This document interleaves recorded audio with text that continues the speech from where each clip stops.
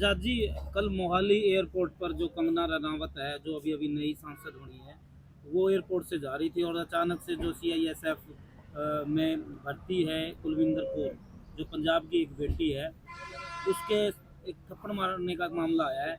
और आरोप ये लगाया कंगना रनावत ने कि ये जो आतंकवाद और उग्रवाद को बढ़ावा देने के लिए पंजाब के अंदर जो किया जा रहा है, ये उसी का कारण है। देखिए, उग्रवाद और आतंकवाद को बढ़ावा देने का किसी का कोई मकसद नहीं। आतंकवाद और उग्रवाद के खिलाफ किसान भी है, मजदूर भी है, पूरे देश की जनता है। लेकिन जो ये राजनेता है, यही लोग बढ़ावा दे रहे हैं। जब किसान आंदोलन चल रहा था तो इस कंगना रावत ने जब भी खालिस्तानी बताया था, किसानों को उग्रवादी बताया था। और जो हमारी महिलाएं किसान आंदोलन में भाग लेती थी, उनको कहा था कि ये 100 रुपए की दिहाड़ी में आती है। तो उसी का परिणाम था जो अपशब्द कंगना रावत ने बोले थे, उसी से हताश और निराश होकर न इस बेटी ने ये कदम उठाया है। इस शेर दिल बेटी ने जो कदम उठाया है, इस कदम के हम इसको सलूट करते हैं। और इस थप्पड़ की गूंज पूरे दुनिया में गई है। इस प्रकार का थप्पड़ तो इसका कंगना रावत का तो उसी टाइम लगना चाहिए था, लेकिन ये बहुत समय बाद लग गया। देर आए दुरुस्त आए, हम कहना चाहेंगे। और जैसे को तैसा, क्योंकि हमारा पूर्व मुख्यमंत्री मनोहर लाल खट्टर, उसने भी तो एक बार यही कहा था, भाई जैसे को तैसा। उसी से सबक लेकर न इसने सीआईएसएफ की जो ये बेटी है कुलविंदर कौर, ये कदम उठाया है। लेकिन ये मुकदमा दर्ज तो चाहे तो मनोहर लाल खट्टर पर होना चाहिए था। मुख्यमंत्री होते हुए जब जिस प्रकार की शिक्षा देगा, तो उसके वर्करों ने तो उनको फॉलो नहीं किया, लेकिन इसने फॉलो कर लिया, क्योंकि उसकी भावना को ठेस लगी थी।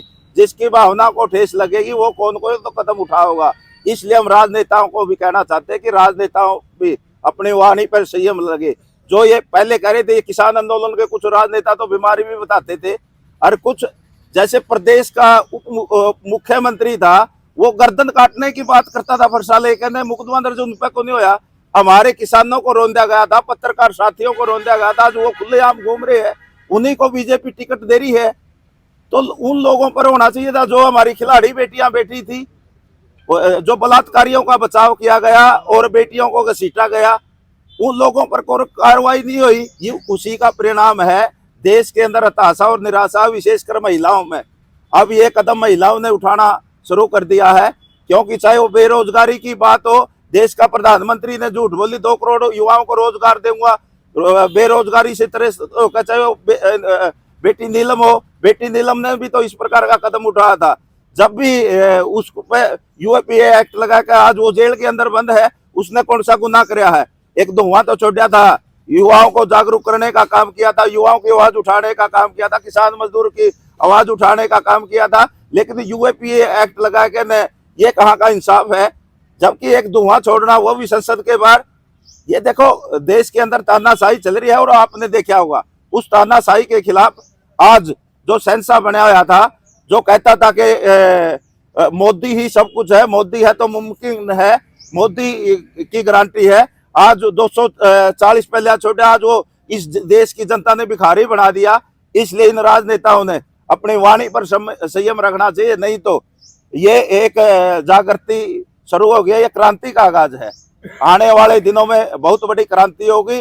और जो जैसे हमने अब वोट की चोट मार के इसका बदला लिया, और हरियाणा के अंदर तो आने वाले विधानसभा 4 महीने बाद है, हम इनको बताएंगे वोट की चोट मार के कि किस प्रकार से अपना जो अपशब्द बोले गए थे उसका हम बदला लेने का काम करेंगे। ऑन ड्यूटी थी कुलविंदर कौर उसमें, तो ये ऑन ड्यूटी इस प्रकार से मतलब ये करना तो कितना जायज मानते हो? देखो, ऑन ड्यूटी या ड्यूटी है तो इंसान वो भी, उसके अंदर भी भावना उसकी भी हाथ हुई है। भावना के अगर भावना के साथ खिलवाड़ करेगा, चाहे कोई भी हो, किसी की माँ बहन को गाली देगा, उसने उसकी माँ को के बारे में अपशब्द बोले थे, क्योंकि उसकी माँ धरने पर जाती थी। और आज आप ये देखिए न, माफी तो कंगना रावत को माननी चाहिए, क्योंकि उसने आज भी, जबकि पूरे देश के अंदर शांति है, आज भी वो उग्रवाद का, अलगावाद का और आतंकवाद का बढ़ावा देने की बात कर रही है। तो मुकदमा उस पर दर्ज होना चाहिए। भड़काऊ बात वो कर रही है, उस पर मुकदमा दर्ज कराया उस पर कुलविंदर कौर पे, उसको सस्पेंड भी कर दिया, उस पर तो इतना जल्दी एक्शन हो गया। और इस मोदी सरकार ने जिन्होंने किसानों को रौंदा गया था उनको टिकट दे दी, लेकिन जनता ने सबक सिखा दिया, उनको हराने का काम किया। इसलिए जनता सबक सिखाना जानती है। एक ये संदेश है, इन राजनेताओं को समझ जाना चाहिए, अपनी वाणी पर कंट्रोल रखना चाहिए। देश किसी की प्रॉपर्टी नहीं है, देश किसी की जागीर नहीं है, देश भारतवासियों का। और भारतवासियों की महिला हो या कोई आदमी हो या किसान हो, मजदूर हो, छोटा व्यापारी हो, कर्मचारी हो, भावना सबकी हाथ होती है। इसलिए किसी के खिलाफ नहीं बोलना चाहिए।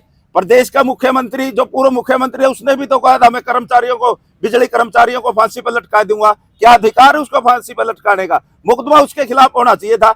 एक थप्पड़ मारने से तो वो सस्पेंड भी कर दी, उसको टॉर्चर भी किया जा रहा। लेकिन आपके चैनल के माध्यम से हम चेतावनी देना चाहते सरकार को, अगर इस बेटी के साथ, कुलविंदर के साथ कोई गलत प्रकार की यातना दी गई या गलत प्रकार का कानून से अलग कोई बात करी गई, संविधान के दायरे में जो इसका ऑफेंस बनता है उसी के अनुसार आप काम कीजिए। अगर संविधान के अलावा इसको टॉर्चर किया गया तो हम पूरा किसान मजदूर वर्ग इसके साथ खड़ा है।